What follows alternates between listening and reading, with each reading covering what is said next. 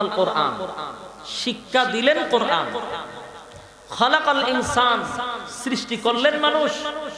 এখন শুধু অর্থ তুলেন, দয়ালু আল্লাহ শিক্ষা দিলেন, কোরআন সৃষ্টি করলেন। এই জায়গা কিছু বুঝছেন নি?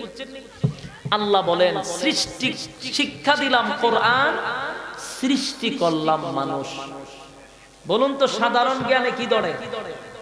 কোরআন আগে শিক্ষা দিছে না মানুষ আগে বানাইছে?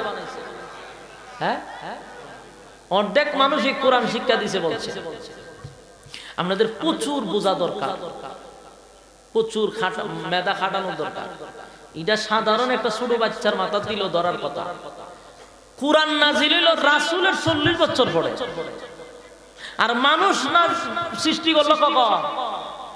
আদম পয়গম্বর থেকে। বান্দর টান্দর বাইবেন না, এটা হলো নাস্তিকের থিওরি। আমরা যারা মুসলমান কার সন্তান? কথা কয় না, আদমের সন্তান। একটা কথা ইয়াদ রাখবেন, যারা হিন্দু তারাও আদমের সন্তান, যারা খ্রিস্টান তারাও আদমের সন্তান, যারা ইহুদি তারাও আদমের সন্তান, যারা বুদ্ধ তারাও আদমের সন্তান। শুধু নাস্তিক আর মুরতাদরা হলো বান্দরের সন্তান। বাস্তব না বাস্তব? নাস্তিক আর মুরতাদ ছাড়া সব আদমের সন্তান।